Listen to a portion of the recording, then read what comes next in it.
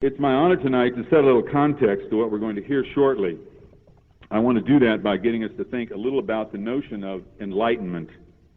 A little over 200 years ago, in 1784, the German philosopher Immanuel Kant looked back over the last couple of centuries before him and forward toward the dim future that is now us. He was living at the culmination of an era which had seen an immense progress in knowledge of the natural world. Just think for a minute of that hard-fought revolution in astronomy and physics that began with Copernicus and climaxed in Newton. It's an amazing achievement, and if we trace it out, which I'm not going to do here, we can get some inkling of the justified pride people after Newton felt in the power of human intellect to discover startling, non-obvious truths about the human situation as shaped by the laws of nature. In the political realm, too, as you know, the American Revolution had by 1784 made clear some people were beginning to think beyond what long tradition taught generations to accept as the laws that must govern human societies. Already then, people were speaking of this era as the Age of Enlightenment. So it's not surprising that in 1784 the editors of a newspaper turned to Immanuel Kant, the most famous philosopher of the day, to answer for its readers the question, what is enlightenment? I want to read you just the core of his classic statement. He began with a definition. He must have had freshman English. And it goes like this. You'll have to listen very closely. Enlightenment is a person's emergence from his self-sustained dependency. So we have to go define those terms. Dependency is the inability to make use of one's intellect without the supervision of another. It's like a child. You have to have a tutor. You have to be told what to think. One's dependency is self-sustained. Remember, it's a self-sustained dependency that enlightenment is the emergence from. One's dependency is self-sustained when its cause lies not in defective intellect. You're retarded. You've been brain damaged. You've gone senile or insane. A terrible misfortune. When its cause lies not in that, but in the lack of decisiveness and the courage to make use of one's own mind without the direction of another. Dare to know is thus the slogan of the Enlightenment. For Kant, enlightenment is something to be proud of because it takes a certain character to think for oneself. It's not a matter of knowledge for him, it's a matter of character. Its opposite, self-incurred dependency, is something pitiful because it's rooted in laziness and lack of nerve. Here's what he says about laziness. It is so comfortable to be dependent. If I have a book that understands for me, a pastor who has a conscience for me, a physician who prescribes a diet for me, and so on, I don't need to bother myself. There's no need for me to think when I can just pay. Others will take over the whole irksome business for me.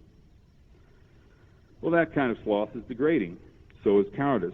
The vast majority, Kant observed, regard the step, this is his language, to independence, quite apart from its difficulty, as dangerous. But he goes on. It's not just their lack of character here. This is something quite deliberately arranged for by those guardians who have so kindly assumed the burden of supervising them. And you can see that Kant was not looking to sustain that aristocracy. He was looking to see it subverted. Our speaker tonight is going to show you some disturbing ways in which the people who have decided to act as our guardians have been working to keep us in a condition of what Kant called dependency. When the discussion tonight is over, you will have formed a picture of how our custodians have invested prodigious resources and effort in cultivating our ignorance and in fostering the laziness and the fear that persuades us that it's too hard and dangerous for us to insist on knowing what they're doing in the name of what they call our national interests. When we're done this evening, you will not know whether our speaker is right. But I hope that you will be convinced that the questions he raises are so important that you must find out the truth for yourself. If you take up this challenge, you're in for a seriously exciting life. If you leave this place tonight determined to take charge of your own education, to take responsibility for using your own intellect, for using it well, you will be joining the great tradition of the Enlightenment. You'll find on the back of the sheet you were given when you entered this auditorium, the yellow one here introducing Noam Chomsky, some possible starting points for pursuing that curiosity. Right now, it's my pleasure to introduce to you the most powerful example that I know of the Enlightenment in our day and age. His own life is a very model of what it is for a human being to take charge of his own education and to bring back news of the universe vital for our survival. In a minute, you'll witness this independence of mind and this breadth of self-education for yourself.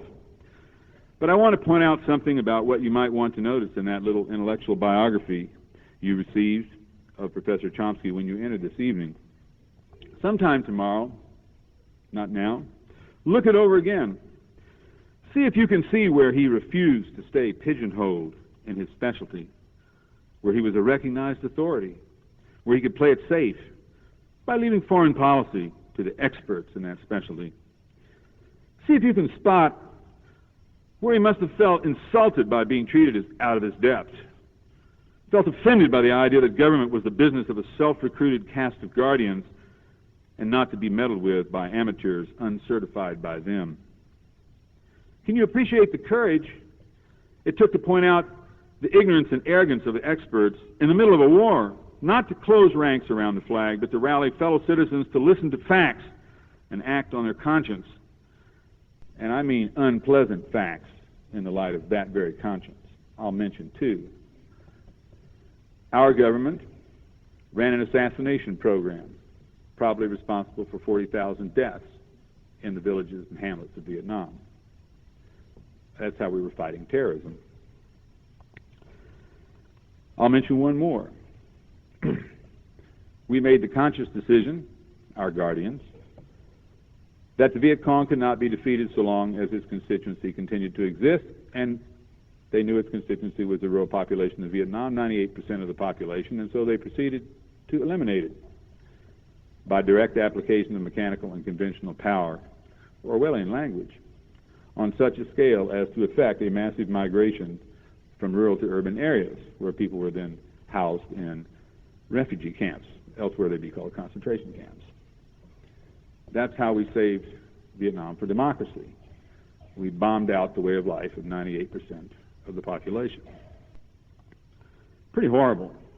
Pretty outlandish. You hadn't heard about it. I hadn't heard about it. We live in a free country. We have a free press. If something like that had happened, I'd have heard about it. I haven't heard about it, so it must not have happened. I can go back to sleep. Thanks. It's not that easy. Can you appreciate the immense passion of wanting to know that it took to smoke out the folks who were pursuing the interests not of the nation as a whole, but of the agenda of a narrow majority of powerful people? Can you appreciate the steel will it must have taken to keep pointing out, since the mid-'70s, the role our government has had in encouraging the exterminations in Indonesia? Not just recent news. And turning a blind eye to the Holocaust in East Timor, which did not begin just this year. And when he found himself blocked in trying to bring these facts before the conscience of his fellow citizens, what did he do? He decided to find out why. He made himself learn what is going on in the corporate mass media, in the public relations networks of think tanks, academia, government, and the press. He made himself into an expert on the operations of the propaganda systems characteristic of non-totalitarian societies. I would say that's somebody who took charge of his education. Please welcome one of the greatest Americans ever, whom we have the privilege of crossing lives with tonight, Noam Chomsky.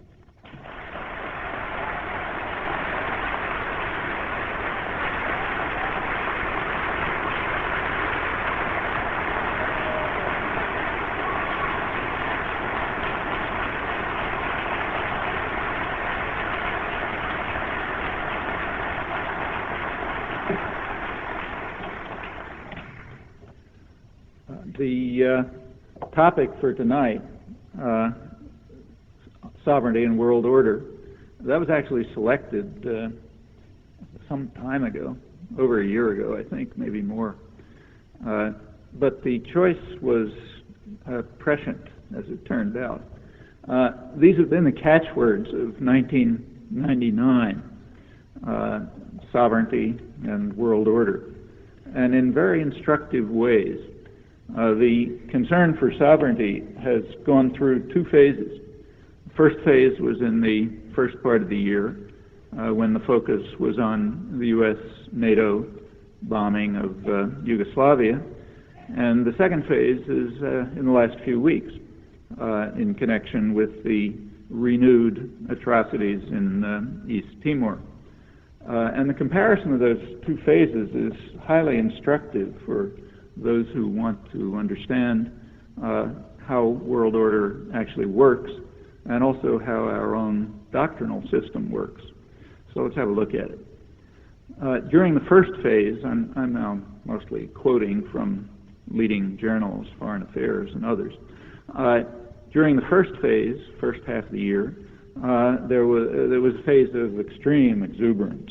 We were entering a new era, new in human history, in which the enlightened states will use force when they believe it to be just, disregarding old-fashioned concepts of sovereignty and international law. All of these are now consigned to the ash can of history, where they belong. No more restrictive old rules. The enlightened states will defend human rights. They'll act on their traditional principles and values. Their mission is the defense of human rights is their mission. Secretary of State Albright that time proclaimed with awe by the New York Times. The mission is defied by some parts of the world, namely the rogue states, like, for example, Cuba today, or Nicaragua before it was returned to the free world, or Iraq since 1990, when Saddam Hussein disobeyed orders and Iraq became a rogue state, but not before 1990, when he was a favored friend and ally and a recipient of massive aid while he was just gassing Kurds and torturing dissidents and, in fact, committing by far the worst crimes of his awful career, for which he was rewarded by an increasing flow of military and other aid by the enlightened states.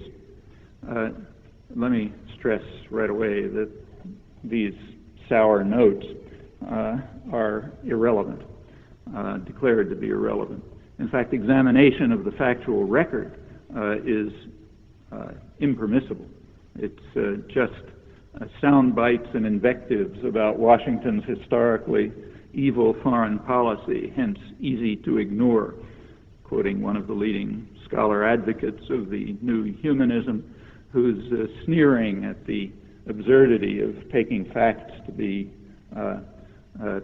taking facts into account in assessing the theological doctrines of the enlightened states, which is quite a wise stance when you look at what the facts tell us. Well, that's the first half of the year. We were deluged with ecstatic pronouncements from leading moralists and political figures and scholars and so on about this remarkable era that we're entering under the leadership of the enlightened states, no longer encumbered by these old-fashioned notions of sovereignty and international law. That's the first phase. Now let's go to the second phase. Second phase is the last few weeks. The tune changed, and changed very radically, as attention shifted to East Timor, where there was a renewal. Actually, since the beginning of the year, there's been a very sharp renewal, but it finally reached the point where it could no longer be ignored in the last few weeks. There was a renewal of the terror and violence and massacres that have been going on for 25 years. That's actually the worst slaughter relative to population since the Holocaust. Now it turns out that sovereignty has to receive delicate and exaggerated respect, even when there is no sovereignty. because of course Indonesia has no claim to sovereignty in East Timor, apart from the claim that resides in the support given to its aggression by the great powers, in particular the enlightened states, in particular the leader of the enlightened states. So here we have to have very great concern for sovereignty. Turns out that human rights don't matter. We have to put aside our mission. We have to ask for the invitation of the invaders before any move can be made, like withholding military aid and so on, because that would be intervention in a sovereign state, and we can't think of doing that. So suddenly the picture is exactly the opposite. From total disdain and contempt for sovereignty, in the case of Serbia, which by accident happens to be the only corner of Europe that's resisting U.S. plans for the region, their sovereignty doesn't matter at all. But when we turn to a client state, one of the major mass murderers of the modern period, then concern for sovereignty is so exalted that we have to delicately observe it, even when there's no sovereignty at all. Well, it's an interesting transition, and it does raise some questions. What happened? What's the difference? One difference that might come to mind is the one I just mentioned. In one case, the state whose sovereignty doesn't matter happens to be an enemy state. In the other, it happens to be a client state. Suggests a hypothesis, but let's put it aside and ask some other questions.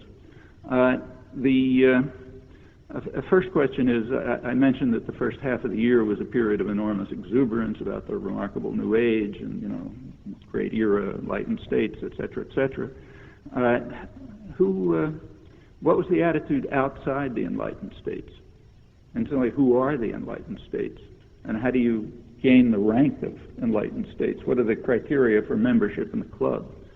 Well, criteria for membership in the club turn out to be very easy. It's done by definition. You become an enlightened state not by virtue of your record. In fact, the record is declared irrelevant, and if anyone were to look at the record, it would hardly provide the right qualifications, but it's just true by definition. The United States is an enlightened state by definition. Its attack dog, Great Britain, is an enlightened state as long as it follows orders, and anyone else who enlists in a crusade is an enlightened state. Everyone else is a rogue state. So it's very easy to make the distinction. What is the attitude of outside the enlightened states toward the remarkable new era? Well, you really don't find very much about that in discussion here, but if you make an effort, you can discover it. What you find is that outside of the self-defined enlightened states, there was shock and dismay over the contempt shown for sovereignty in international law. So if you go to, that's true even of some U.S. client states like Israel and Egypt, but if you go beyond to, say, India or Thailand or Latin America, the reaction was pretty uniform. Fear. Most of the world, well, the attitude was pretty well expressed by the Archbishop of São Paulo, who asked who were they going to attack next and on what pretext. There was a considerable talk throughout much of the world about the need to develop deterrence, nuclear weapons or some other deterrent to defend oneself from the enlightened states, who now apparently feel free to do anything, to rampage at will, having no deterrent at all. In fact, if you look across the world, a fairly general, I think an accurate description would be that the more that a state had the capability to use violence at will, the greater was its contempt for sovereignty, that is, the sovereignty of others. The United States overwhelmingly had far more capability to use violence than any other competitor, and here the exuberance was overwhelming, and it declines until you get to the traditional victims. In fact, the break was very close to what's nowadays called the North-South division. That's a euphemism for the distinction between the old imperial countries and their old colonies. In the former colonies, there was shock, fear, and dismay. In the imperial states, particularly the more powerful of them, enormous exuberance over the end of any barriers to use of violence, such as these kind of musty old notions of international law and sovereignty. That's a pretty general conclusion. I think you'll find an accurate one if you look at commentary around the world, here and elsewhere. And again, it suggests some hypotheses about what's going on. This nevertheless requires some further qualifications, because the attitude towards sovereignty in the leader of the enlightened states, the United States, the self-defined leader of the United States, of the enlightened states, its attitude towards sovereignty was more nuanced than what I just suggested. It's true that for the others, sovereignty can be dismissed with contempt. In other words, we can use force at will as we believe it to be just, because we define ourselves to be enlightened. On the other hand, our own sovereignty and that of our client states, that has to be guarded as a precious treasure. In our own case, the point is obvious, in fact, pretty hard to ignore. Just not long ago, for example, the United States refused to accept an international criminal court that would prosecute war crimes and crimes against humanity. And the reason was pretty straightforward. The reason was that if we accepted the existence of such a court, we would be surrendering our sovereignty. And obviously we can't do that because our sovereignty is sacrosanct. That was brazen enough to receive some comment, but what is less noticed is that that's pretty uniform.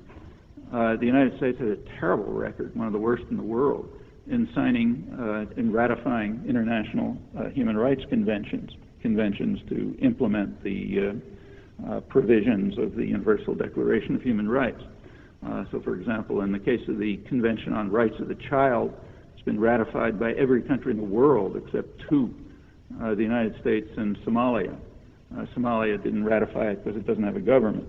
And that's fairly general. In fact, it's even worse than that. In a strict sense, the United States has ratified no covenants. Now, the reason is that everyone that is ratified, and there aren't very many, has a reservation which says inapplicable to the United States. It's called non-self-executing, technically. So some conventions are ratified, not too many, but inapplicable here. There was an interesting example of that early this year during the period of euphoria about the New Enlightenment. Again, didn't receive huge headlines, but if you were looking carefully, you noticed that there was a case brought to the World Court charging the United States and the other NATO powers with war crimes. And the World Court refused to turn down the case on technical grounds, not because the charges were wrong, but on technical grounds.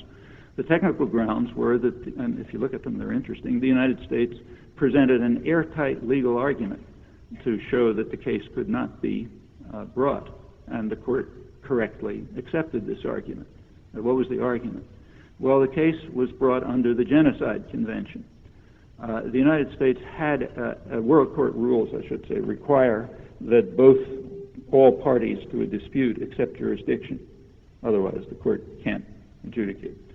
And the U.S. argument was that the United States doesn't accept jurisdiction because even though it did sign the Genocide Convention after a delay of, I think, about 40 years, it signed it with a reservation saying inapplicable to the United States. So therefore, the United States can't be brought before the court on these charges, so it doesn't matter what their merit is. And that's a correct argument, so the court dismissed it. As I say, that's typical. Sovereignty has to be very carefully protected, like a precious jewel, when it's our own sovereignty. It's only the sovereignty of various enemies that doesn't matter, that means nothing. And that extends much more broadly. So why don't, as you know, I'm sure, the United States is practically destroying the United Nations by refusing to pay its legally obligated debts. The debts are required by treaty, but the United States doesn't pay them because that would be a sacrifice of sovereignty. Why should we allow some organization that we don't control to function if at the expense of our own freedom to act. So the U.S. just doesn't pay its debts or adhere to treaties generally.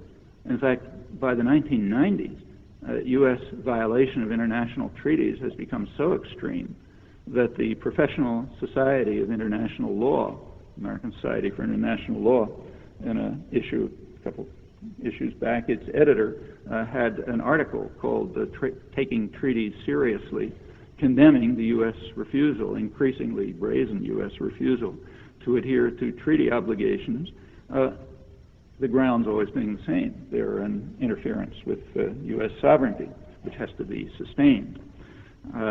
The same is true of the World Trade Organization, particularly interesting case because it's a U.S. creation, but it does have rules, and the U.S. blatantly violates the rules when it chooses to, and is called to account.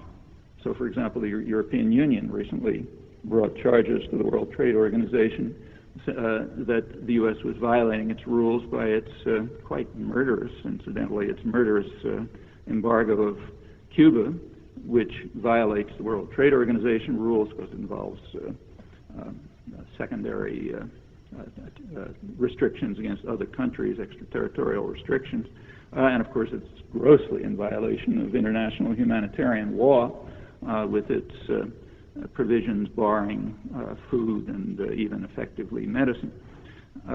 Well, the U.S. responded to that by declaring a national security exemption.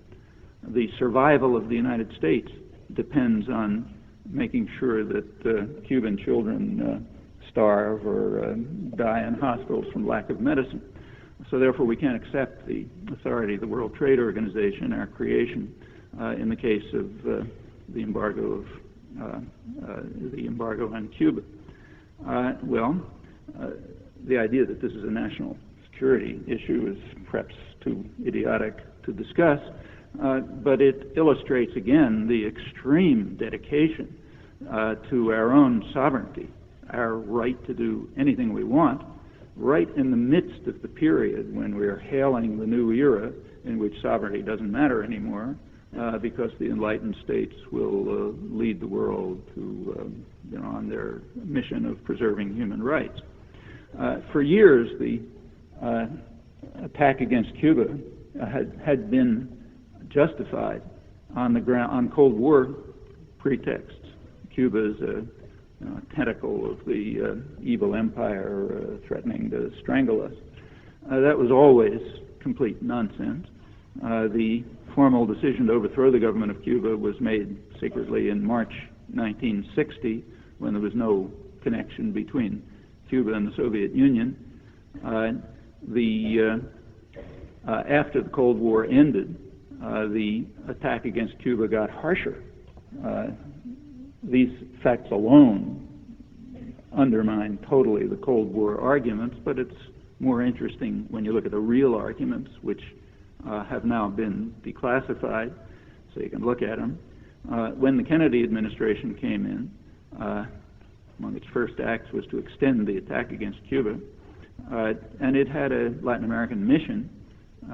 President Kennedy had a Latin American mission which surveyed the situation in the hemisphere. Its report was transmitted to the president by historian Arthur Schlesinger, and of course he discussed Cuba, the conclusions about Cuba, and he described the threat that Cuba posed to the United States. The threat was, I'm now quoting it, the spread of the Castro idea of taking matters into one's own hands, a serious problem in a region like Latin America where wealth is very highly concentrated, quoting again, and the poor and underprivileged, stimulated by the example of the Cuban Revolution, are demanding opportunities for a decent living. Well, that's a threat, so we obviously have to defend ourselves against it and carry out terror and embargo and invasions and so on to block the threat. And certainly there was a Cold War element.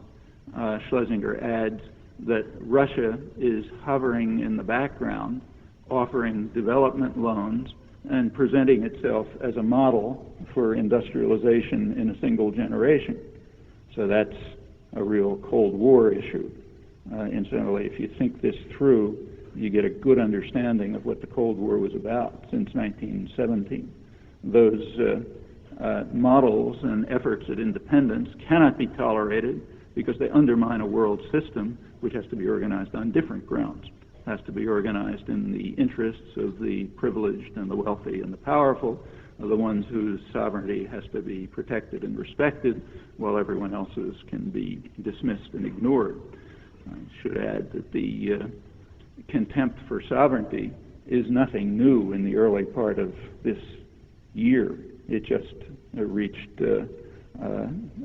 it just became expressed with extraordinary exuberance as part of the justification for bombing a European country, but it's standard.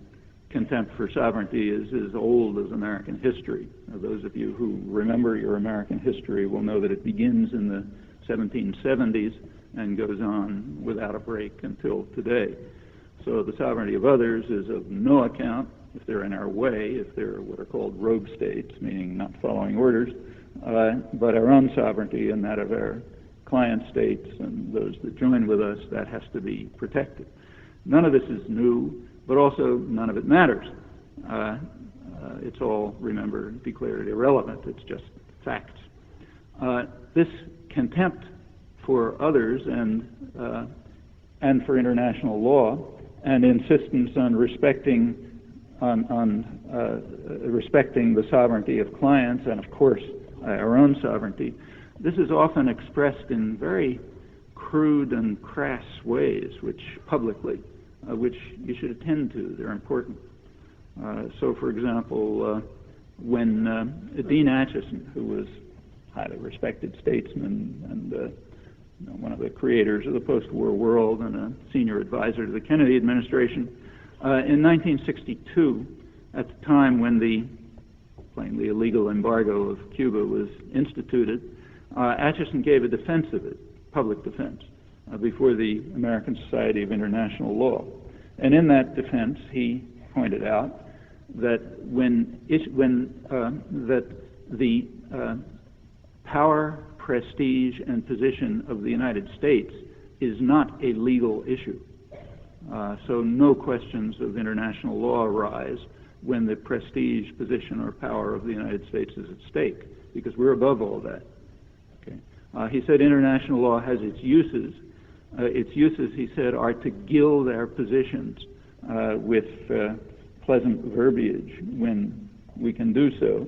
But other than that, if our own prestige, power, or influence is at stake, international law is irrelevant. Well, it's an accurate statement. The United States didn't invent that position, of course. Every country in the world, including Andorra, would take the same position if they could get away with it. But the United States happens to be able to get away with it. That's what it means to be the biggest thug on the block. You can get away with such things. And you can also get away with self-adulation for your magnificence and being an enlightened state, carrying out all sorts of wonderful missions. An even more dramatic example, and one that would be taught in every school in a society that valued its freedom, was the reaction of the United States, public reaction, when the United States a case was brought against the United States at the World Court by Nicaragua in 1985. That reaction was interesting. The United States, as I'm sure you should know, or I hope you know, refused jurisdiction.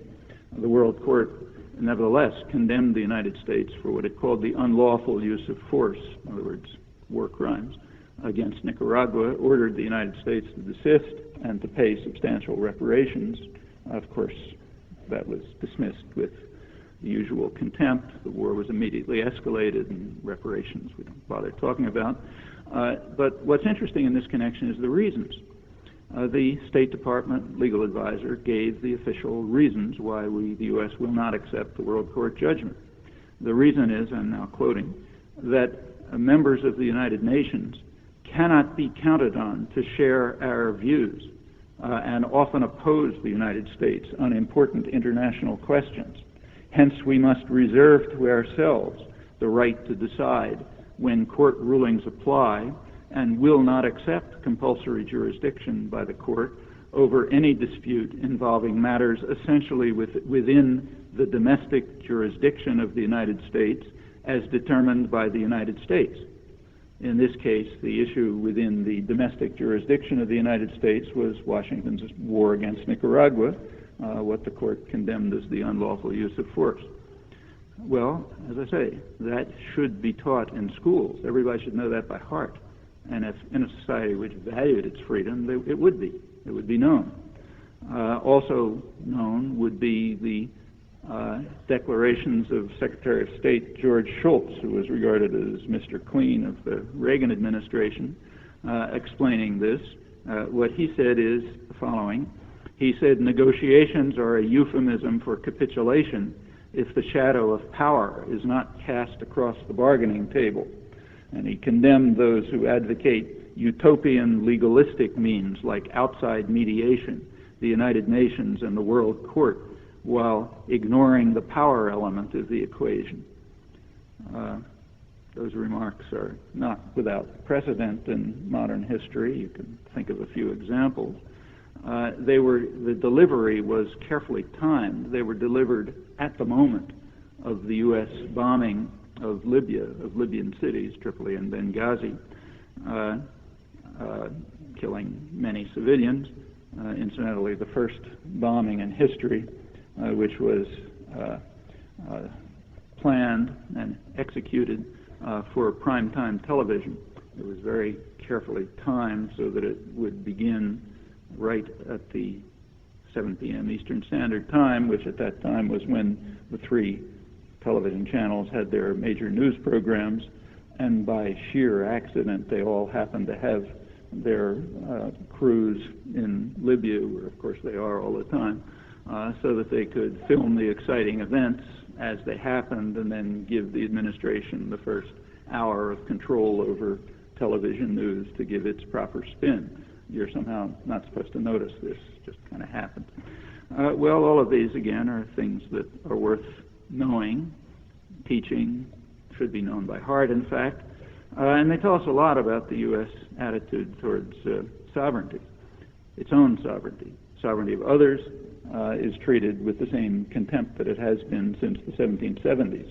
So to take an example which is almost trivial by comparison with the full record, it's just a year now since the United States, the Clinton administration, decided to destroy half the pharmaceutical supplies of a poor African country, killing nobody knows how many thousands or tens of thousands of people. That's kind of, don't even notice it. I mean, nobody mentions it. It's conceded that it was just a kind of a random act of violence, but that's all right, because what does their sovereignty matter? It's our sovereignty that matters. That's during the period of enlightenment, the first phase. I haven't gotten to the second phase yet. Well, it's not only let's go to the second phase. Here we see that it's not only the United States that has this august position in which sovereignty has to be treasured, but also client states. So Indonesia, for example.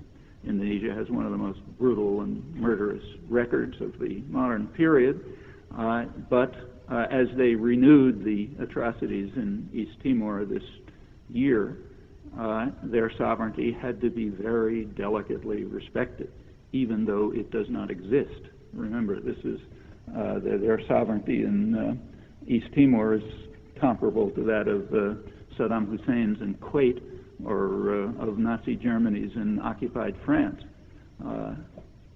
Exactly that amount of sovereignty exists, but it has to be respected, treasured, in fact. The official U.S. position has been that it is their responsibility, Indonesia's responsibility, to keep order in East Timor, the country that they have conquered and where they have massacred maybe a third of the population. It's their responsibility. We don't want to take it away from them. I'll come back to the details of this, but that remained the U.S. position right through the period in the last few weeks when it became impossible to ignore the level of the atrocities, and when the Clinton administration, in fact, was finally compelled to make some pretty minor moves, compelled by domestic pressure and particularly by Australian pressure, international pressure.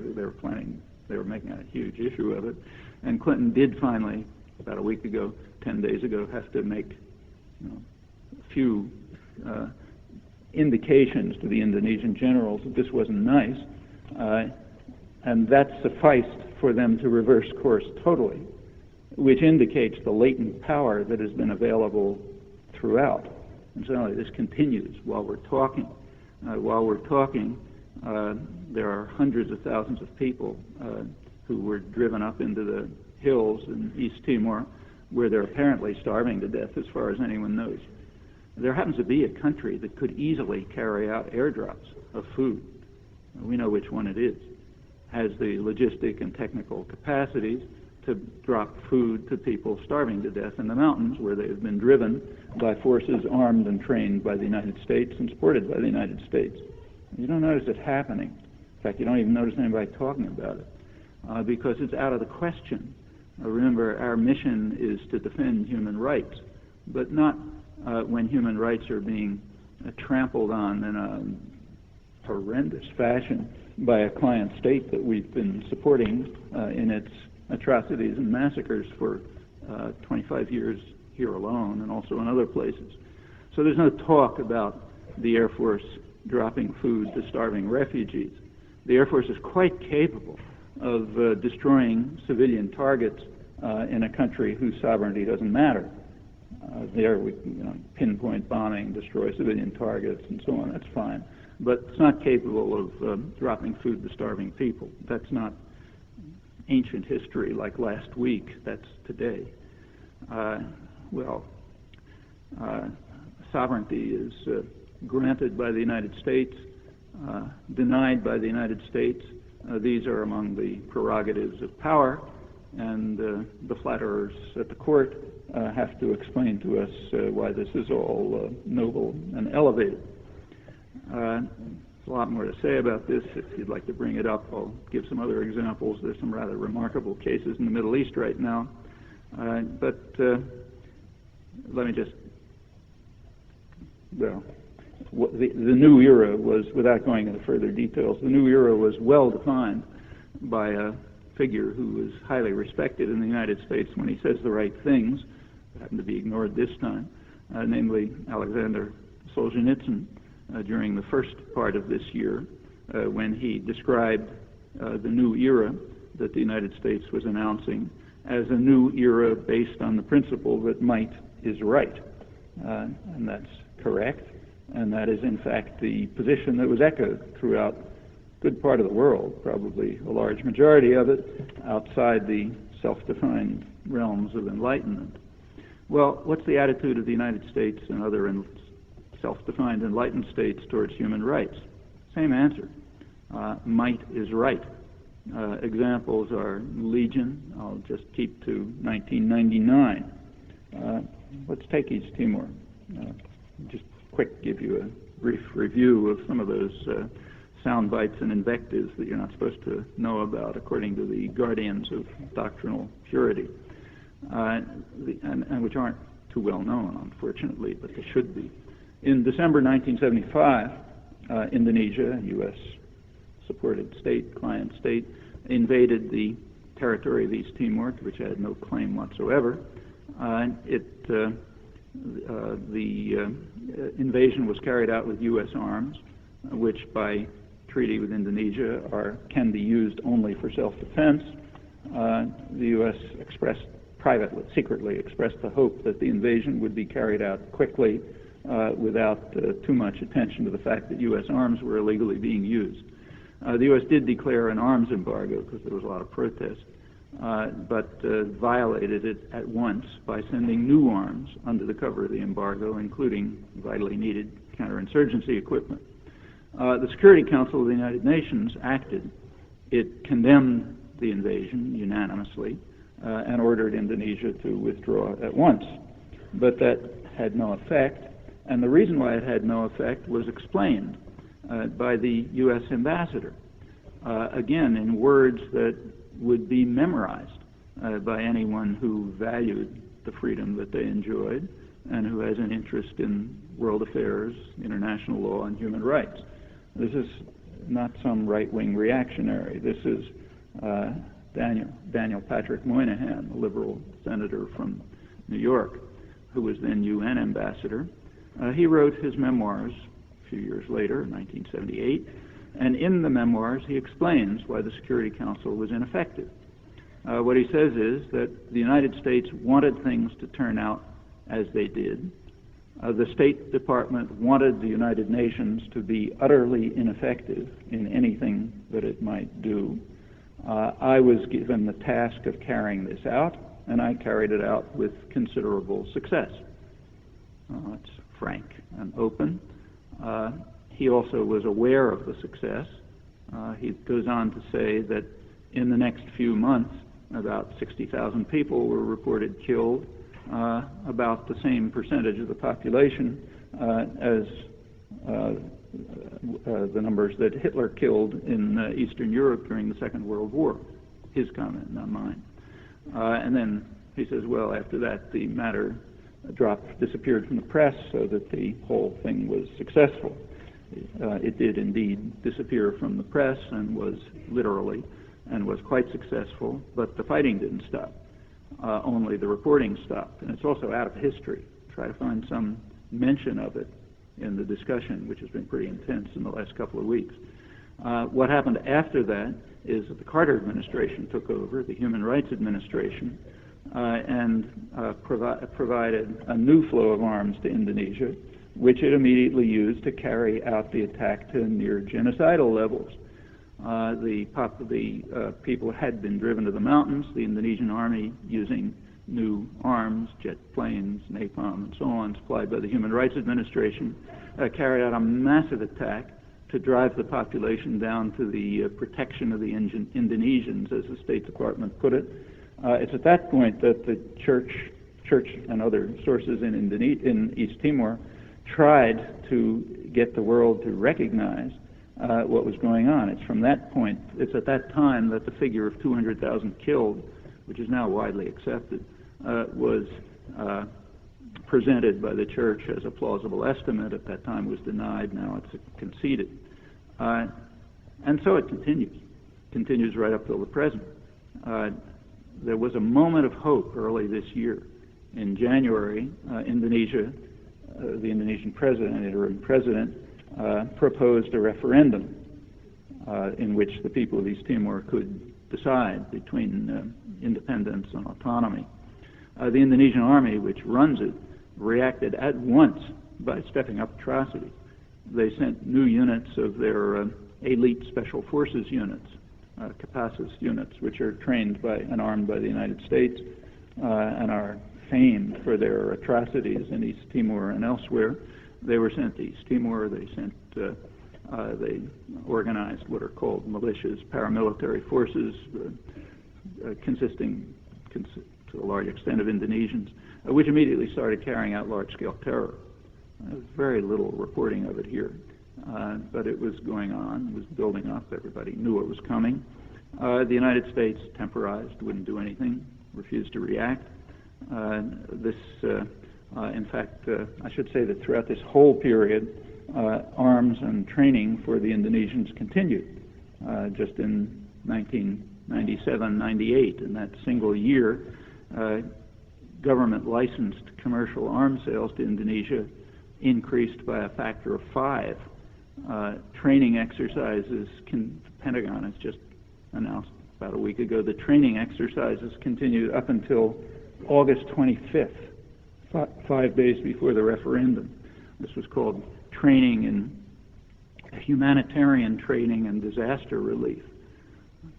Orwell couldn't have said it better.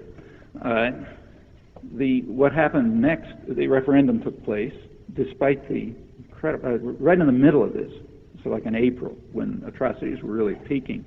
The United States did send the military mission, the head of the Pacific Command, Admiral Blair, was sent to talked to General Wiranto, the Indonesian chief of staff, in theory, to tell him to call off the massacres. Turned out what he actually told him was that the U.S. would continue to provide assistance and support.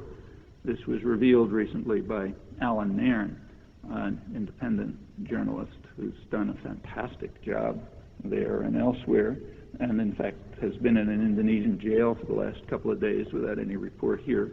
It's finally released, probably under mostly congressional pressure. Admiral Blair went to give this message just shortly after one of the really ugly massacres, the killing of about 60 people in a church in which they'd taken refuge, brutal murder, just one of many. Well, what happened? The population, in a remarkable display of heroism, went to the polls.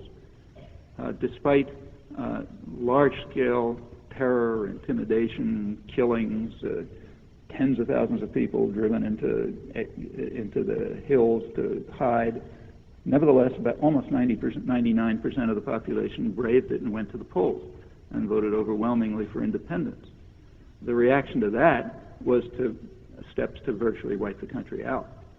In the next couple of weeks, we're now in early September, massacres, nobody knows how many people were killed. Thousands, tens of thousands, maybe half the population or more was expelled from their homes, just huge atrocities. Finally, as I mentioned, the United States was compelled to take a stand, to register objection, at which point the Indonesians called it off, meaning they could have done it all along. Well, to its credit, the New York Times ran an op-ed about this.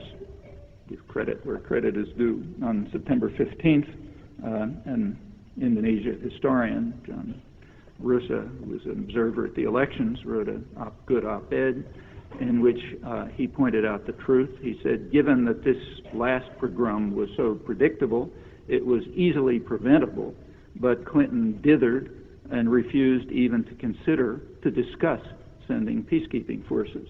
That's true. That's exactly what was going on all this year as the Australians got more and more furious at U.S. refusal even to consider a peacekeeping force. Those who have some historical memory would know that this is a replay, an ugly replay of almost exactly what happened 20 years ago. 20 years ago, after this huge massacre in which hundreds of thousands were killed, finally Indonesia agreed to allow members of the Jakarta Diplomatic Corps to make a brief visit to East Timor to see what they felt secure enough to allow some in. One of them was Carter's ambassador, Ambassador Masters. Ambassador Masters witnessed a disaster which visited those who were with him compared with Biafra and Cambodia. What came next was described in testimony at the United Nations by one of the leading Indonesia historians in the world, Benedict Anderson, American historian of Indonesia. He testified that Ambassador Masters delayed for 9 long months, refusing to request humanitarian aid even internally in the State Department until the Indonesian generals gave him the green light, saying that they felt secure enough to allow the Red Cross in and to allow humanitarian aid in. In other words, just what happened again in the last couple of weeks. Same story, repeated. Well, all of this, unfortunately, happens to be rather typical of the attitude towards human rights, as do the reasons. The reasons were actually stated pretty frankly in the last couple of weeks, several times, including by a senior Western diplomat in Jakarta, in Indonesia, who said it very simply. He said, Indonesia matters, East Timor doesn't. It was explained in more detail on a front-page story by 2 Asia specialists of the New York Times, who pointed out accurately that the Clinton administration had to make a calculation in which they compared, on the one side, the importance to us of a resource-rich country of a couple 100 million people, from which we make enormous profits, and on the other side, a poor, impoverished country of 800,000 people. Make that calculation, it's pretty obvious how to react. It was put more graphically by high American officials who early in the year said, we don't, in East Timor, we don't have any dog in that race. In other words, it doesn't matter what happens there. Just a few weeks ago, they changed their tune. They said, yeah, we do have a dog in the race, a big dog, namely Australia. Australia's making a fuss, and they matter. So now we have a dog in the race, so we have to change. What about the population of the country who have been tortured and massacred with our aid for 25 years? Well, they're not even a small dog. Well, that's the way human rights really work. Let me just go back to the first phase and ask what was the first phase of the year. Let's ask what was happening then. In April, last April, right in the midst of this euphoria about the grand new era and so on, there was an anniversary, the 50th anniversary of NATO in Washington, widely reported. It wasn't a joyful anniversary because it was the meeting was under the somber cloud of ethnic cleansing in Kosovo, and therefore a lot of gloom and concern about ethnic cleansing. It took a good deal. You have to admire the commentators, journalists, and others who were able somehow to overlook the fact that some of the worst ethnic cleansing of the 1990s was within NATO, not across its borders, but within NATO, namely in its southeastern corner, in Turkey, NATO member, under the jurisdiction of the Council of Europe and the European Court of Justice, which regularly hands down condemnations for ethnic cleansing and other atrocities, 8 of them last year. And that was no small affair, way beyond Kosovo. 2 to 3 million refugees, about 3,500 villages destroyed, 7 times Kosovo, tens of thousands of people killed, Kurds, all far beyond Kosovo, even after the bombing, let alone before the bombing. How did it happen? Well, it happened thanks to the Clinton administration. As the atrocities peaked, the Turkish government uses approximately 80% U.S. arms. As atrocities mounted through the 1990s, after the Turkish government rejected in 1992 peace negotiations offers from the Kurdish rebels, atrocities picked up. That's when those numbers I just mentioned came. And the Clinton administration sent an increasing flow of arms. In fact, Turkey became the leading military importer in the world. And this is advanced armaments, like jet planes and napalms and so on. And you look through the records, I mean, any imaginable kind of atrocity was carried out. All of this right within NATO, right in the 1990s, actually continuing now, ignored at the NATO anniversary meeting, and in fact, throughout. Do a database search on the press. If you don't want to bother, don't do it. I've done it. And I'll tell you what you'll find. Essentially nothing. Because this is a huge atrocity, huge ethnic cleansing, terror, torture, everything you can think of, but carried out by the enlightened states. In fact, by the leader of the enlightened states within NATO. Therefore, it doesn't merit comment. Right at the moment when we are supposed to be overwhelmed with compassion for the victims of ethnic cleansing in an enemy state, namely in Kosovo. Let's finally take a look at that one. Now we're back to the peak example, the one we're supposed to look at, the atrocities in Kosovo. Well, there's a kind of a mantra that's repeated over and over, which says that in the case of Kosovo, for once we did the right thing. Yeah, I've done all sorts of bad things here and there, but there we did the right thing. We acted on our principles and values. We acted completely altruistically. Total break with history. The United States acted completely altruistically to defend human rights, and that's why we had this wonderful euphoria about the new era. Well, it's not a truth of logic. I mean, it's a question of fact, so therefore facts ought to be relevant, so let's have a look at them.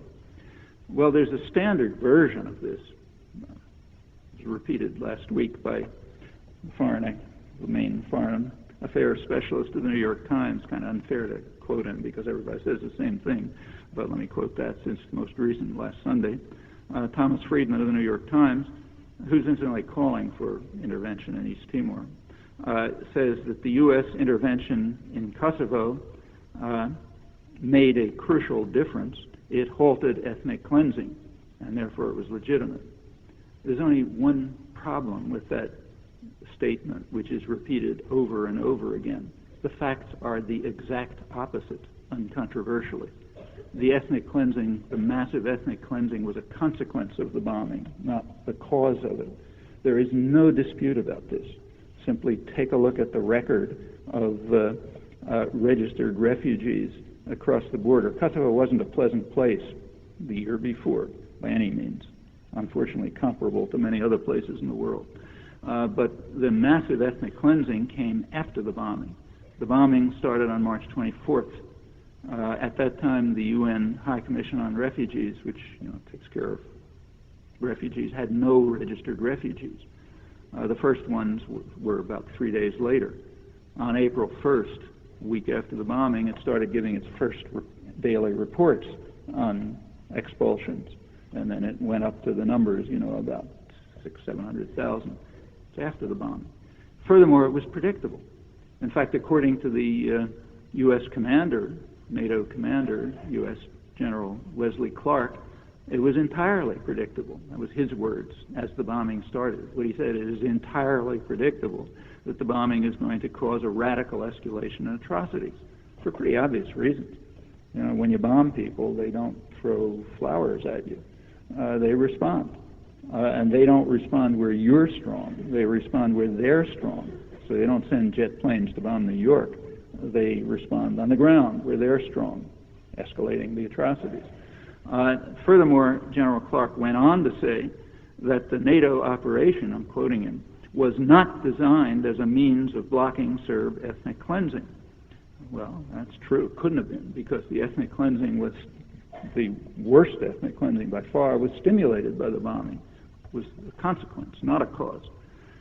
Furthermore, although the bombing was predicted and the atrocities were predicted and predictable, there was no preparation for them. In fact, it's worse than that. Shortly before, the United States had proceeded to defund the UN, the High Commission on Refugees, which is responsible for taking care of refugees. They had to cut their staff sharply in January because of U.S. refusal to pay dues. So not only did the United States and Britain refuse to make any preparations, they proceeded to defund the organizations which would have to take care of the refugees that were going to be generated, predictably, according to the commander, by the bombing they were carrying out. Well, put all that together, and it increases the criminality of Clinton and Blair by quite a substantial measure. That only scratches the surface. There's no time to go into further details. But I really urge you to take a closer look. I've reviewed a lot of this in print if you're interested. But you can find the facts easily enough. They're not obscure.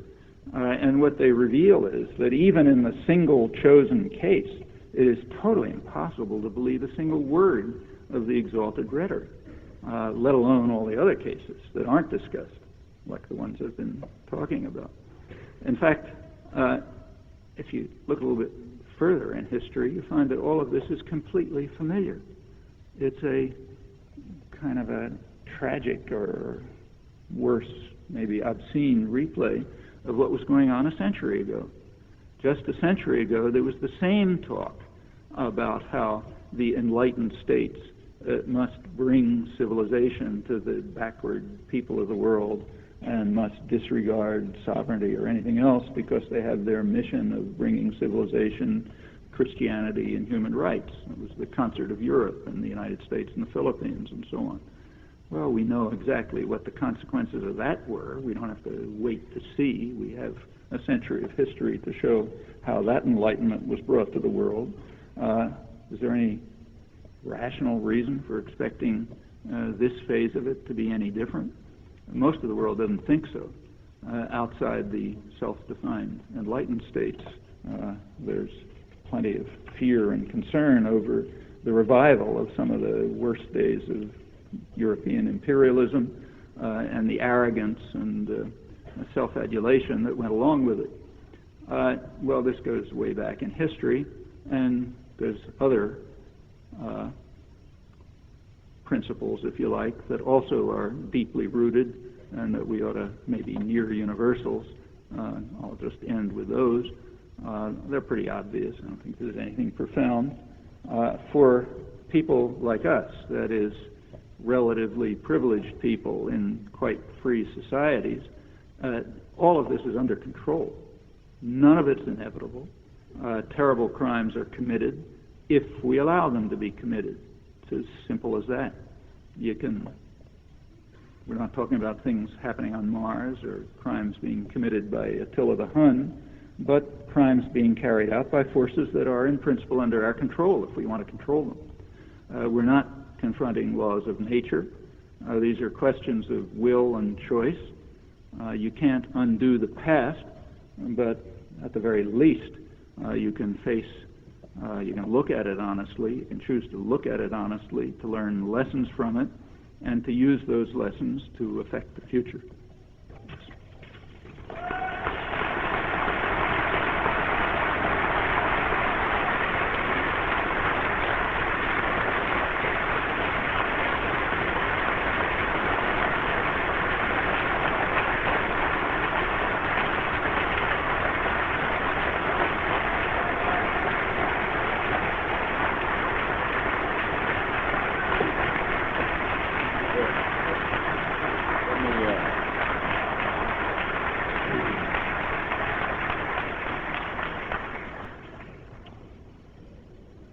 We'll let people leave as they will here, and then when things calm down a little bit, we'll proceed to questions. So if you have a question, please find your way to one of the microphones in the aisles at the side.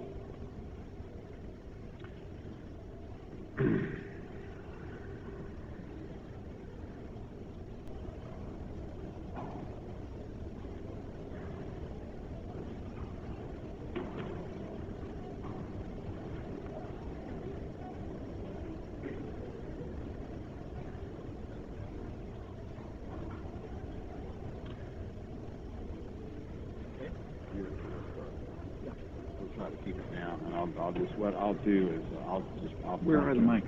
One's right here.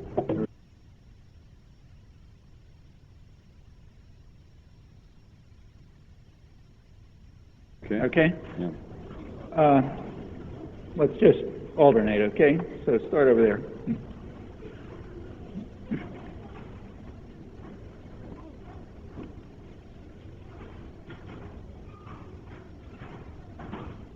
Thanks for taking my question. As a preceding example, I'll just say that in light of the recent discussion about the Board of Education decision here, one of the deans here at the college said something to the effect of the board made a mistake by giving local districts flexibility to decide their curriculums, saying that we can't be leaving statewide standards up to local districts. In light of this kind of expanding the focus, I would appreciate if you comment on the ramifications of the sentiments behind this statement in the context of a government defending its sovereignty over and right to impose its will on its own people, kind of defining its own people as an enemy state, to use your own terminology. Yeah, I'm not sure I caught that exactly. There was a statement, let me see if I got it. There was a statement saying that you can't leave educational decisions to the local? Yeah. They have to be imposed from above by state regulation or something? Yes. Well, I hate to comment on something that I don't know anything about, and I know nothing about the situation, so it doesn't make any sense to ask me. In general, it sounds like a totally improper point of view, but not knowing anything about the details, I really can't comment.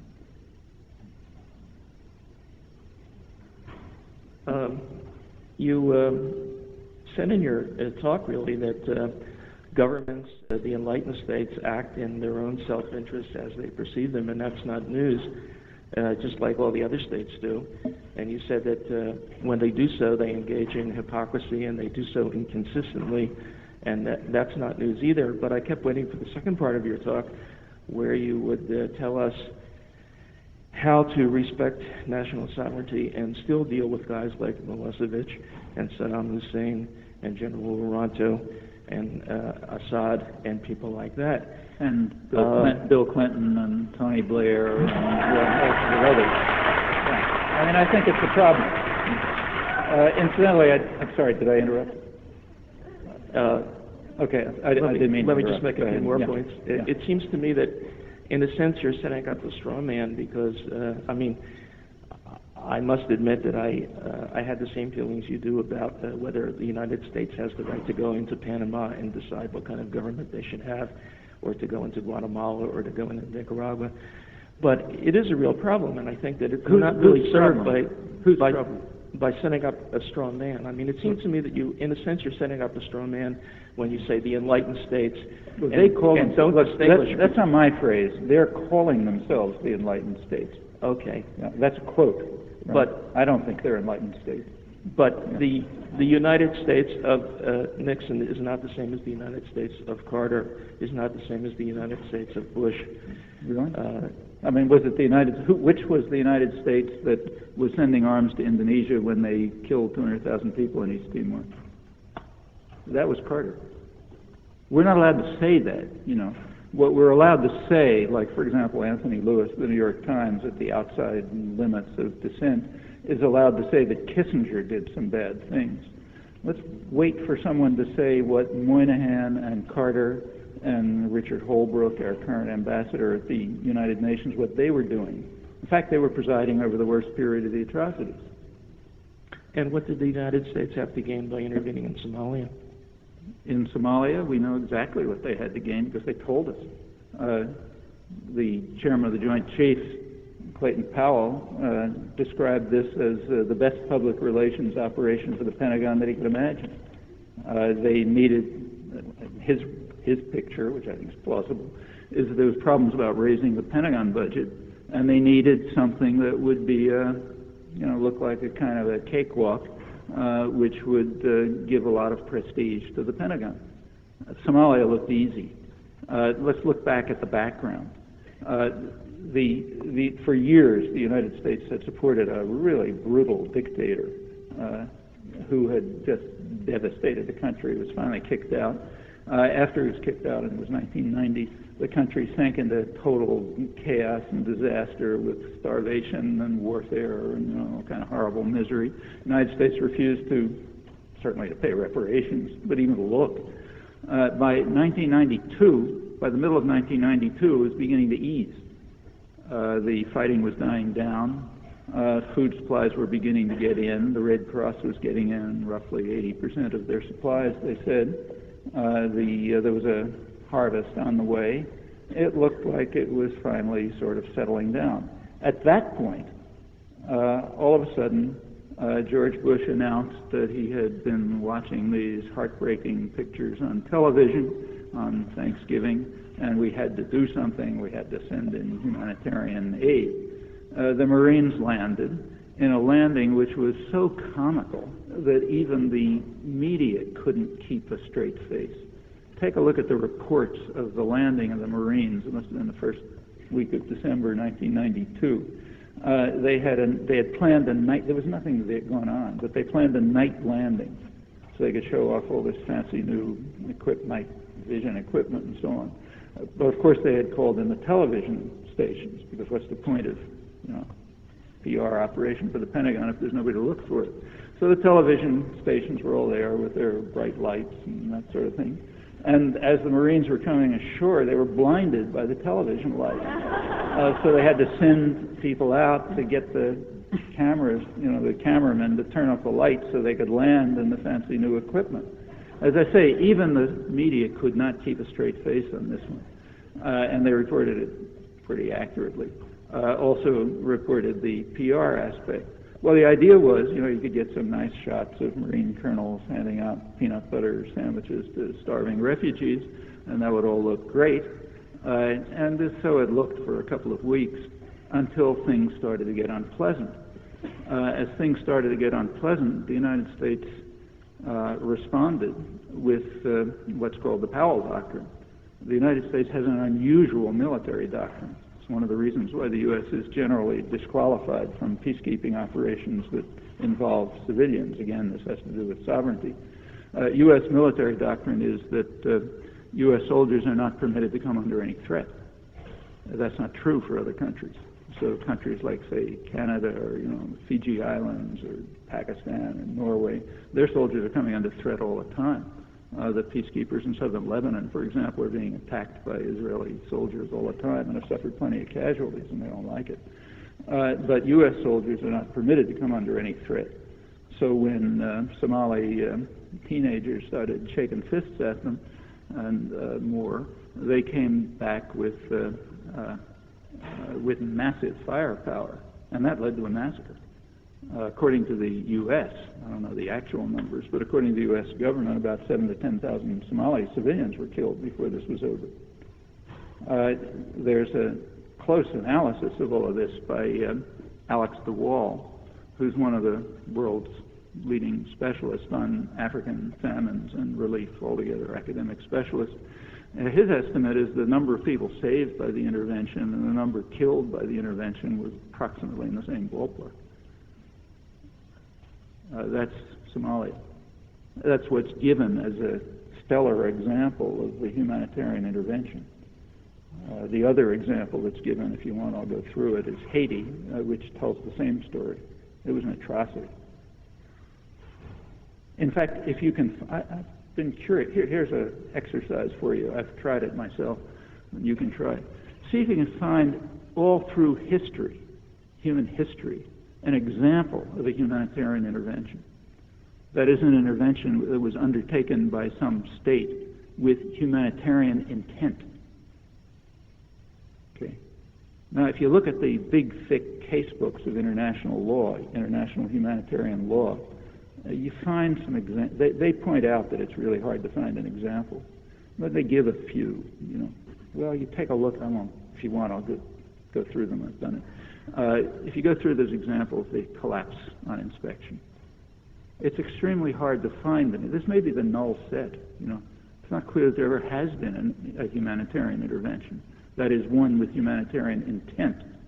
There are interventions that have had humanitarian consequences, which is something quite different. In recent years, there have been several, and it's instructive to look at them. There are two that are the most dramatic cases.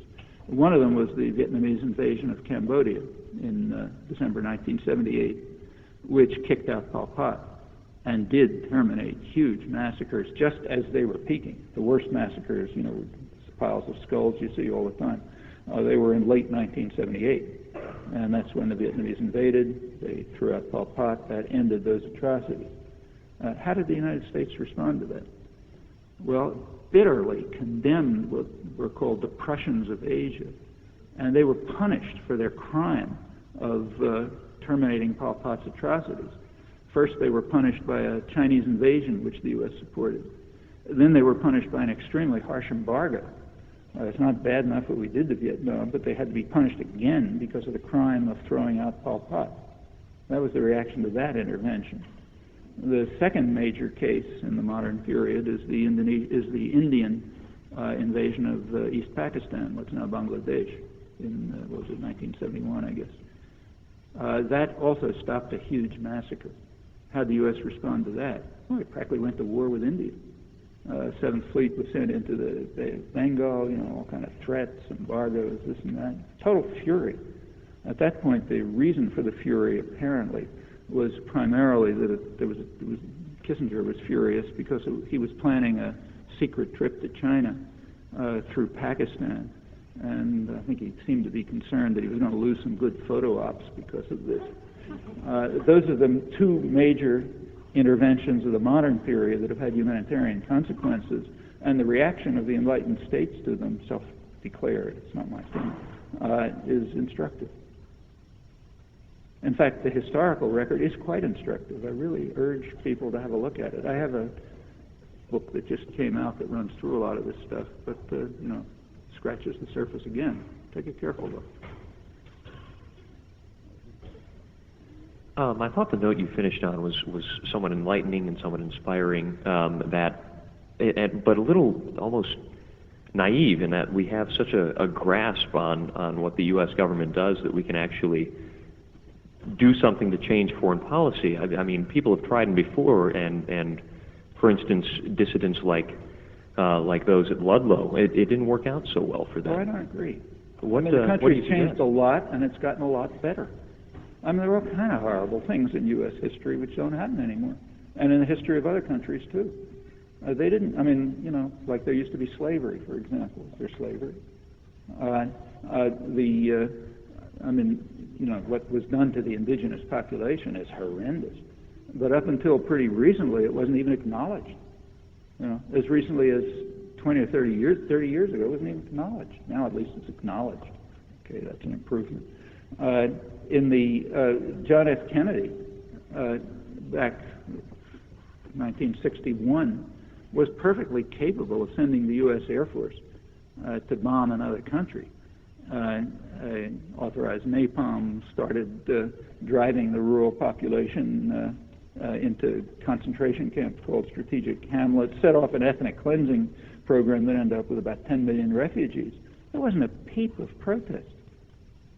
Go back and take a look. When the war against South Vietnam, which is what it was, began in 1961-62, there was no protest whatsoever. I mean, if the U.S. wants to send the Air Force to bomb some other country and to smash it, you know, kill who knows how many people, who cares? You can't do that now. I mean, now it's extremely hard for the government to use violence, and they recognize it. Those are changes. And there are many other changes. The civil rights movement introduced huge changes. Rights of women have completely changed, and rights of working people too. I mean, you know, it wasn't until the 1930s that there was even in the 1920s, the unions were totally smashed by violence. It wasn't until the 1930s that you got the right to organize. If you look over history, there has been constant struggle, including the one you mentioned, like the Ludlow massacre, sometimes defeats, but over time, you know, things improve, and they improve through struggle, not gifts from God. I take just East Timor. Let me just take this last example. I mean, you know, when all of these horrors were going on in the late 1970s, it was impossible to get a word about them. That was much worse than it is now. But you literally could not get a word. Ben Anderson's testimony, which I mentioned, he is maybe the leading Indonesia scholar in the world. It wasn't reported. I think I'm the only person who reported it. Now, it's now 20 years later, same story was replayed, and in fact, it was reported. It was even an op-ed in the New York Times by an Indonesia historian. All right, you know, for the people of East Timor, it's not a, you know, they're not exactly cheering about the difference, but the difference is nevertheless significant, and it will save thousands, maybe tens of thousands of lives. That didn't just happen, you know. It happened because at first an extremely small number of people, I can virtually name them, mostly young people who dropped out of school to work on it and so on, just kept plugging away at it. And finally got enough people in Congress interested so that they started pressuring, and finally got a solidarity group going, and were able to lobby, and finally broke through the media barriers too. That's how things happen. Pardon?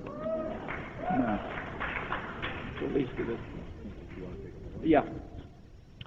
Dr. Chomsky, I'd like to thank you for coming here, and I'd like to thank you for all your contributions that you make to ZMAG. It's a great resource. I think learn a lot of things from that website. But in your book, Deterring Democracy, you make many connections between capitalism and democracy that ultimately end up leading to human atrocities and eliminations of freedom.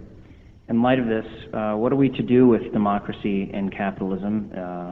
Are they inherently corrupt, or is there something we can do to fix the situation? I think they're inconsistent. I mean, democracy is inconsistent with capitalism.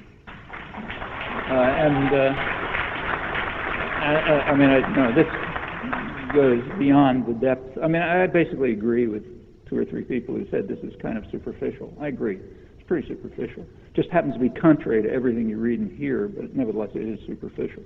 If we look deeper, we get into real problems, like capitalism and democracy. In fact, let me just say something more about sovereignty and capitalism.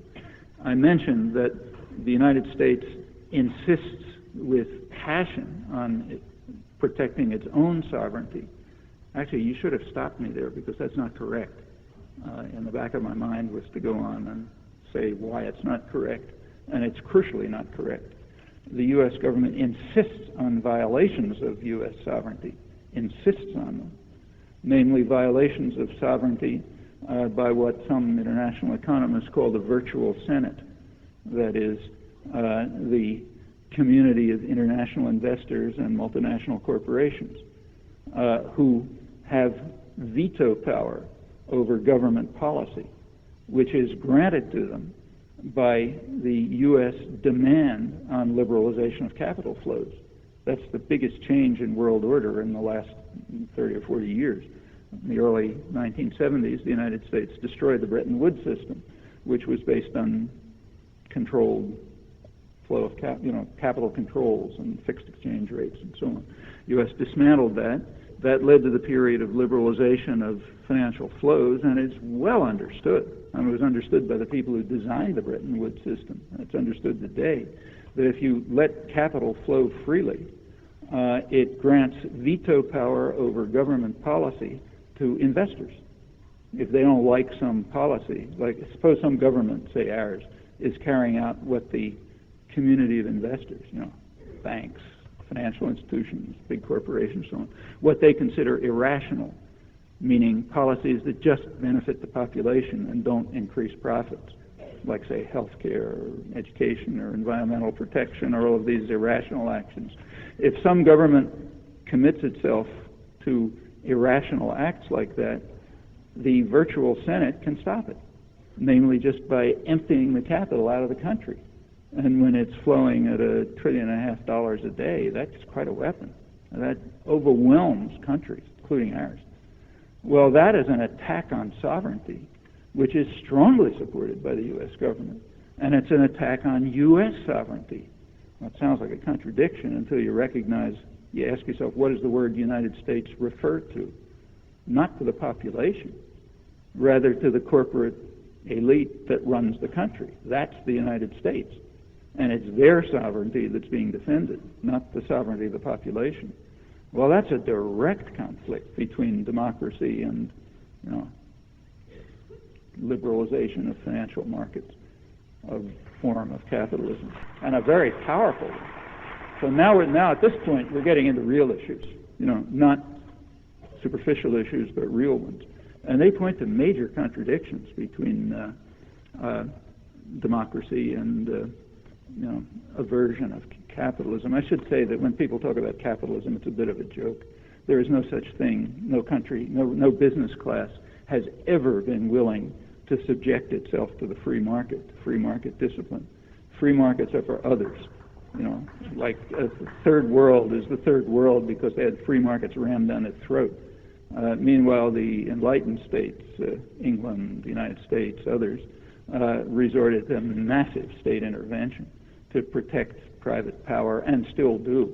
That's right up to the present. I mean, the Reagan administration, for example, was the most protectionist in post-war American history. Virtually the entire dynamic economy in the United States is based crucially on state initiative and intervention. Computers, the internet, telecommunications, automation, pharmaceuticals, you just name it, run through it, and you find massive rip-offs of the public, meaning a system in which, under one guise or another, the public pays the costs and takes the risks, and profit is privatized. That's very remote from a free market. A free market is like what India had to suffer for a couple of hundred years, or most of the rest of the third world. That's free market, and that's why they look like what they did. When we get into these issues, we're getting below the surface. But those, I'm glad you brought them up, because those are the crucial issues. Sure. We'll do one more question. Thanks for taking my question. It's interesting. Last time I was here was around 15 years ago or so. Yeah. At that point, nobody was worried about my energy level. I think I must be aging or something. Go ahead. Okay, I will continue. I will continue with my question. Okay, what's your opinion about the tension between mainland China? Sorry. What is your opinion about the tension between mainland China and Taiwan? China very much considers it a sovereignty issue, and if China were to take military actions against Taiwan, how do you think the U.S. would react? Thank you. How would the U.S. react if China took military action against Taiwan? I suspect it could be a nuclear war. I don't think China will do it. It's much too dangerous. I mean, at least I hope they won't. Because if they do, it's totally unpredictable. I mean, that's the kind of issue that could set off a nuclear war. In fact, the U.S. relation to China has been very tricky for years. The U.S. has recognized early on that China is in the long term going to be a major force in international affairs in Asia. And the question is how to relate to this. And if you look back at post-war history, since Second World War, the concern to find a way of balancing Chinese power in Asia, American power on the one hand, Chinese on the other, that's been a dominant theme. I mean, you might ask the question, what's American power got to do with Asia? But the U.S., remember, is supposed to run the world. And China is not an easy kind of domino to push around. So this is a tense issue. But I frankly do not expect that China is likely to take military action. There'll be some sort of accommodation, I assume, as there has been.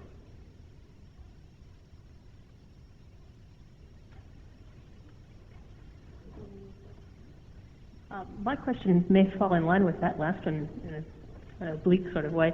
I'm wondering what you have gleaned or what you might suggest to us about the accidental U.S. bombing of the Chinese embassy in Belgrade. I find myself quite stumped about that one. Cynical but stumped and hoping it's true. It was just an accident and we had the wrong military map. But the Chinese certainly took it to be very serious. Yes. In fact, about the only place you could read that in the United States is their reaction, as far as I know, was in an advertising insert in the Washington Post. They took out a big insert, like 10 pages or so, which were English translations from the Chinese press, which were pretty angry, bombing the embassy, killing three journalists, and they took it to be a deliberate act. Frankly, I just find that extremely hard to believe. So do I. I mean, I can't imagine why the United States would have bombed the Chinese embassy. That's crazy. My suspicion is it's just plain ordinary incompetence. The incompetence, and you shouldn't be surprised at that, the incompetence of intelligence agencies is legendary. I mean, every one of which you have records at all, whether it's the CIA or the Israeli Mossad or British or the M6 or whatever they're called. I mean, they're just error after error. Usually because of extreme ideological controls.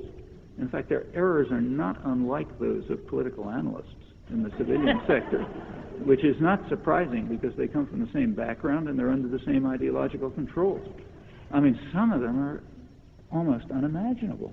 I'll just give you a couple of examples which indicate to me that they're perfectly capable of bombing the wrong place on an old map. I mean, just take Vietnam. I mean, that was the top issue in American international affairs for 30 years. And we have a record of intelligence, a very unusual record of intelligence, because it was not released by the government, it was stolen from them. So it's like capturing enemy archives. That's the Pentagon Papers. That's 25 years, has a 25-year record of high-level intelligence, raw intelligence. CIA, DIA, whole bunch, State Department intelligence. So a lot of it is in there. And it's very intriguing to look at it. In fact, that's the most interesting revelation of the Pentagon Papers, in my view, by far, is the intelligence record. Here's roughly what happened, if you're interested in going through it in print in detail, but here's the main story. In the late 1940s, the United States was kind of unclear about which side to support. That was true in Indonesia. It was true in Vietnam. You support the colonial power that's trying to reconquer it, or do you support the indigenous government and then try to take them over? That was the question. They made different decisions in different places. In the case of Indochina, for whatever reasons, they decided at one point to support France in its reconquest of Indochina. Well, at that point, essentially orders went to the U.S. intelligence community, CIA and others, to demonstrate what was required. What was required to justify the support of France was that Ho Chi Minh and the Viet Minh were agents of either the Russians or the Chinese, didn't really matter, one or the other. But they had to be agents of the international communist conspiracy. Okay, that would then justify support of the French reconquest. Everybody knew that was untrue, but that was plainly required for doctrinal reasons in order to support France in its reconquest. Okay, then comes a comic opera scene for about 3 years in which U.S. intelligence tries to prove what is necessary, that Ho Chi Minh and the Viet Minh are agents of the international communist conspiracy. And they try and try. As I say, it could be either China or Russia. They didn't care. Anything would do. They couldn't do it. They couldn't find anything. They came back. Occasionally they would say, well, we think we found a copy of Pravda in the Bangkok legation or something. But finally the intelligence concluded, look, this is very weird, but this is the only place in Southeast Asia where a nationalist movement has no connections at all with China or Russia. Okay, what was the conclusion? The conclusion in the State Department was, okay, this proves that they're agents of the international communist conspiracy. Ho Chi Minh is such a loyal slave of, picket Mao or, Stalin, that he doesn't even need orders. He just does it automatically. So they don't even have to have connections. All right, from that point on, U.S. intelligence never investigated the question of whether the North Vietnamese, that's what they were following their own national interests. That issue was not discussable. In fact, in this 25-year record, turns out there's one staff paper, which was never even submitted, that raises the possibility that Ho Chi Minh and the Viet Minh were concerned with their own national interests instead of acting as agents of the international communist conspiracy. Well, anybody with their head screwed on knew that they were following national interests, but U.S. intelligence could not contemplate that possibility because it was doctrinally unacceptable. That's very similar to what was going on in the academic world, I should say. And you can't imagine a more dramatic case of, I don't know what you call it, incompetence or whatever, doctrinal control. And this happens all the time. I mean, take, say, the Israeli Mossad, which has a reputation for, fantastic insights and so on. I mean, Israel invaded Lebanon in 1982 with the intention of destroying secular Palestinian nationalism. That was the goal. It was basically an attack on the PLO. Okay, what did they get? Well, they ended up with a fundamentalist Islamic movement which drove them out of Lebanon. Hezbollah, Israel's major defeat. They were expelled from most of Lebanon by a resistance movement which was basically Islamic fundamentalist. Okay, they did destroy the secular PLO, and instead what they got was an Islamic fundamentalist movement that they couldn't control. Drove them out of most of Lebanon. What did they do next? They did exactly the same thing in the West Bank. They undermined the secular PLO, and they ended up with Hamas on their hands, which they can't control.